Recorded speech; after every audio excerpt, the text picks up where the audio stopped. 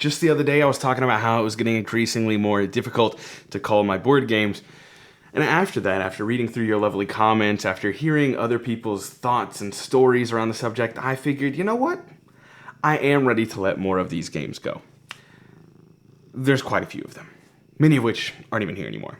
But let's not waste any time, and let's go ahead and begin talking about the games that I'm culling. This is a pretty massive, pretty sizable cull. Not 80% of my collection like I think I could cull, but yeah, still a decent chunk. First off, already culled, I don't have here to show you. Most of these I'm just gonna run through. I've talked enough about why I cull. You're just gonna hear what I'm culling. If there's anything in particular that really stands out, I will touch on it for a moment, but let's not waste any more time. Mechs versus Minions. I know that's a big one. That's one that I didn't really want to cull, but again, campaign game, I only really owned it for the novelty. I mean, that wasn't the goal. The goal was to play it, but after a while I was like, it's not gonna get played. It's just the novelty of it. And I can get it back. It's one that, it's published by Riot Games. It's not like the easiest to find or anything, but it's also not incredibly out of print and impossible to get a hold of. Everdell. I have the app. Everyone else owns it. Super popular game. Cthulhu Wars Duel. Good, not great. Happy Salmon. Good party game. Not great. Whale Riders. Great great lighter game. I really like this. Danielle really likes this. But again, just among other things, it's not going to get tabled that often. And I actually sold that one to Kenny. It actually is still here. Thank you, Kenny, for purchasing Whale Riders off me, meaning I still have a proximity collection to it.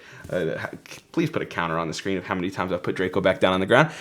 Capital Lux 2 Generations. Again, another call to Kenny. This is going to his house. And I really like this game, but I think I want the pocket version if I want it back. So I'm culling it with the anticipation that I may eventually get it back, but I'm not sure. And if I do go to get it back, I'm just going to get the pocket version. I don't care about the solo mode. That's not something that I'm going to end up playing very often. So Capital Lux 2 Generations. Also, Go Nuts for Donuts. Super fun game. Really like it, but it's on Board Game Arena, and that's going to be where it gets played more often than not. Don't need the physical copy. Lord of the Rings Journey in Middle-earth. That one is also still here because it's going to Doolin. Draco, you make this increasingly difficult. This is going to go to Doolin's house, and it's another one that I didn't really want to get rid of, but I'm able to keep it in proximity, and I know that Doolin's going to be able to table it much more likely than I am. He plays a lot of campaign games with Emily, or maybe will play it, but it's not one that I need to own.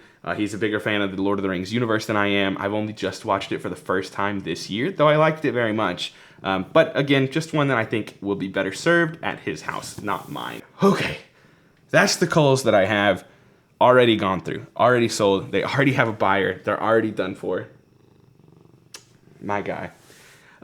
Okay, so let's talk about this giant stack next to me. First and foremost, let's start with these RPG books. We have Humblewood, Pathfinder. So I've never actually played Humblewood, and I'll talk about that in a second. Pathfinder is truthfully because Doolin was my Pathfinder guy. He was the Pathfinder player, and our Pathfinder group, count how many times I said Pathfinder, has basically decided to move to Dungeons & Dragons solely because we play online, and D&D Beyond is just incredible. If there was a Pathfinder version of it, we'd probably stick with Pathfinder. Paizo, looking at you, get on it, because D&D Beyond is just incredible, and so I don't need those anymore. Humblewood, on the other hand, is one that I really, so let me take a 2-second diversion. I really want to get more into role-playing games. I love what I've played of them so far. I want to play more obscure ones. The two that I'm thinking of off the top of my head is Monster of the Week and Blades in the Dark. Those two are ones that I really want to try. Humblewood and Root RPG, it's weird. I think I'd like them if I tried them, but like the thought of playing a creature, an animal, you know what? I'm going to sound real dumb right now. Kind of turns me off. Like, I don't think that I'd like it. But you know what? I'm in 2 D&D campaigns right now, and I'm a satyr in both of them. So I think I'm just an idiot. We have a bunch of small box games I'm going to run through real quick, 5-second reviews. Cat Lady, good, not great. There's an app. Tony Miller's Rivet Heads. Honestly, unfortunately, I've never played it. I would like to, but it's just a game that I don't see myself getting into much, and I'm hoping someone else might actually be able to enjoy it more than I would sitting on my shelf just for show. Familiar Alchemy, another one bought Not Played. This was a Kickstarter just like this where I backed because I like the creators. I wanted to back it just to show support, and it just hasn't been tabled, and I'm not sure it will be. I think this is at least a lighter affair that should be able to be tabled more easily. It might end up being donated to the library. I have a whole section of those I'm not even talking about in this video, but another 10 games I'm culling just to go to the library. There's quite a few Monopoly Deals in there, guys. I know people love that game. I've never played it.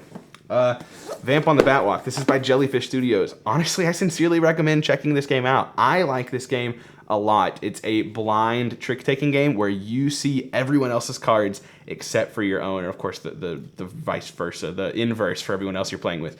I really like this, but I've played it with a grand total of 5 people over 3 plays, and I'm the only one that's really liked it. I think it's good. I think it's great, but it's not hit for anyone else. Granted, none of us are big trick takers, so maybe it'll hit for you, but I really think you should try it. It is a very good game. And Psychic Pizza Deliverers Go to the Ghost Town. I do have a 5-minute review on this up on the channel. Check it out if you haven't already. In short though, TLDR, it's a very fun novelty game that I recommend you play and introduce to people, but you're not going to get repeated plays out of this with the same people, at least in my case. It didn't hit over and over again. I found out it was too lucky and really not something that I wanted to dive back into with the same people. All right, Draftosaurus. Excellent drafting family game. I love this game, but it's available on Board Game Arena, and we just haven't played it a lot. Honestly, if I put it in a baggie a la Love Letter and I put it up on my nightstand, my bedside table, it might get played way more often with just Danielle and I at nighttime, but as it stands, we don't table it. Great game, though. Absolutely recommend. Oh, here's an unfortunate one. Luna Capital. Never played it. I never played this game. I wanted it so bad. I got it. I was actually gifted this copy, and I'm so sorry that I never played it, but it's just, it just didn't hit the table, and I found that I unboxed it, I learned some of the rules, and I found that it was going to probably be quite good, but a lot of upkeep, and in turn, it was going to be something that wasn't going to get tabled over something of similar weight. So I'm very sad to see it go, but just being realistic, I don't think I'm going to table it. Shelfie Stacker. This is by Arcus Games. Awesome little game. I truly think this is a hidden gem. This reminds me similar vibes to Azul and Sagrada kind of weight. I really like this game. A lot of fun. You have like little asymmetric, but most importantly, it's the way that you bid for drafting order and also special powers at the same time. I really like it. But again, I'm the only board gamer, so the theme only really appeals to me and Doolin for that matter, but no one in like the family the theme doesn't hit with. So game that I very much enjoy. If you're a board game group that likes to play these lighter medium weight games, I think this is a great one for you. Absolutely check out Shelfie Stacker, but for me, it's not hitting the table enough to stay. Telestrations in Shrink. Never played it. That's not to say I've never played Telestrations. I've just never played this copy. Telestrations is a great game. I very much enjoy it, but I just enjoy other things more than it. It's a decent sized box. I'm thinking about just donating this one as well because this is an awesome, awesome party game that I think a lot of people will love. But for me, personally, there are others I prefer over to it, and it's just gonna hit the road. Jack. Ooh, spicy take, Terraforming Mars. This is Terraforming Mars. It's apparently a great game. I don't know. I wouldn't know. I've never played it. It's one of those that I don't really have much interest in unless someone teaches me, and I'm happy to let someone teach me. I'm happy to play this game, but I don't need my own copy. Much like a couple of other games that you've seen on this list and Blood Rage that I've talked about in the past, everyone owns a copy, right? Like if you're a serious board gamer, you own Scythe, Blood Rage, Terraforming Mars. Apparently, I'm not a serious board gamer anymore because I now have culled all 3 of those. Terraforming Mars, next to see the road. Speaking of, I forgot to put on a list, I did also cull Blood Rage. That's staying kind of around. A good friend of ours watched our dogs over the weekend, and so I just gave him Blood Rage because he was asking about it. So that was how I paid him for watching the dogs. Ooh, Leanne is going to love this. Arboretum. Never played it. In Shrink. Gonna donate it to the library. I don't know.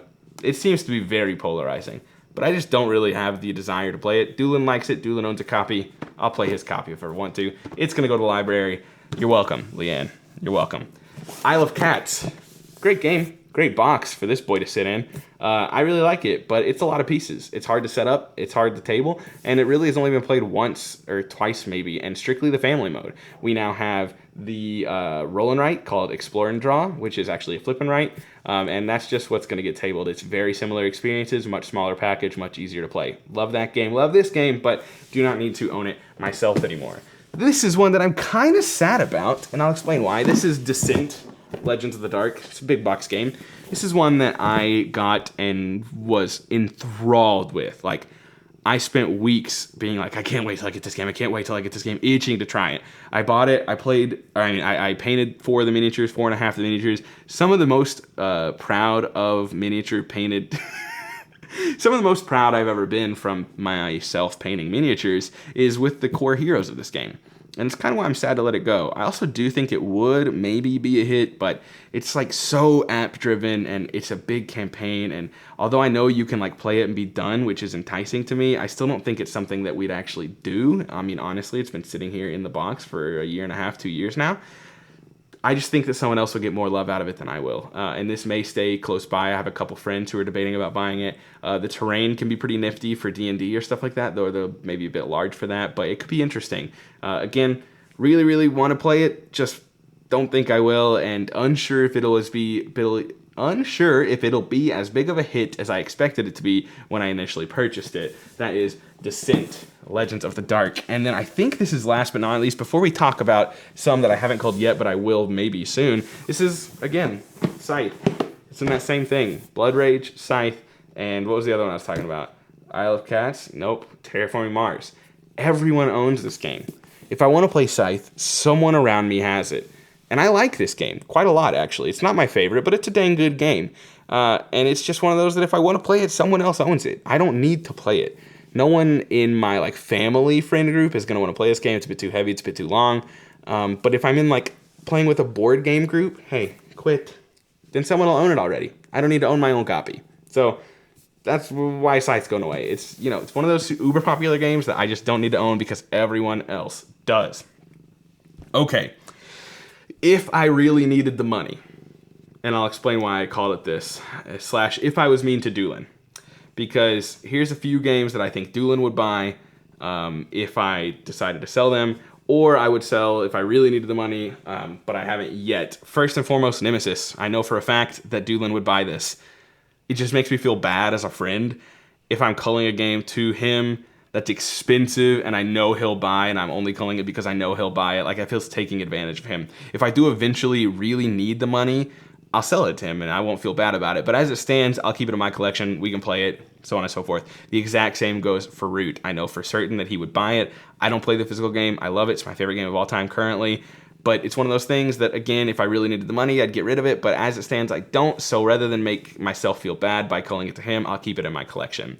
This one he would not buy, but I would sell if I really needed the money. Unspeakable Box, Death May Die. I love the content in the Unspeakable Box, but I don't need it, and it's very expensive. I could get a pretty penny for it, and if I really needed the money, that would be the one to go. First 4 out. These are 4 games that I want to play very soon to decide. They are ones that I really want to like, but I haven't had the chance to play them or whatever reason. Concordia Venus. I like that game a lot. I've only played it twice and I really, really dug it, but I've only played it twice and I haven't played it in over 2 years. Blitz Bowl. I want to like that game a lot. I want to play it, but I haven't yet, and I've had it for a while now. Clank Legacy. Same thing. I want to like that game a lot. I want to play it. I think we would love it, but it's a campaign game, and I just don't know that it'll get tabled. I'm thinking about maybe giving this or selling this on the cheap to my brother because he loves these campaign games, so that might be one to go. And then lastly, Babylonia. I think maybe Doolin would buy this because we both love Babylonia. It's just I only play it with him, so like I could cull it to him and not feel too bad about it because it's not that expensive, or I could just hold on to it. So for now, I'm just holding on to it. Another few, Role Player Adventures. I want to beat that and sell it. I really like it, but it's such a big box, and it's a decent chunk of change. As soon as we beat it, it's going to leave. Uprising, Curse of the Last Emperor. Love this game, but it's a lot. I love that game so much, but it's a lot, and I haven't actually played it with Doolin. He's never tried it. I've never played it with Kenny. He's never tried it. I really want to introduce it to both of them and see if they like it. I like that game so much, but they just haven't played it, and I'm not sure when it will be played. And lastly, Unmatched. That's the 2-player dueling game that everyone loves, and I like a lot too, but I don't love it as much as them. And again, it's just one that hasn't got played enough, and I'm not sure when it will. Maybe there will eventually be a set that really speaks to me. As of right now, my favorite is the Cobble and Fog, but even still, I don't love it. I just like Dracula and Sherlock. Those two really speak to me. But other than that, I'm waiting for a set to really blow my mind. Okay, I think that is it. There's more than meets the eye. There's Kingdom Death Monster. We've already talked about that in the last video, but as it stands, that is all that's officially out the door, other than those last four, or the last handful that I talked about. Those aren't leaving yet, but just so you know about them, they might be leaving soon. That's all the games I'm culling for now. If you want to know why I'm culling games and why I think so hard about these things and why I cycle my collection so much, because you very well may not feel that way, I just talked about it in a previous video. I think you should give it a listen. Have a good one. We'll see you next time.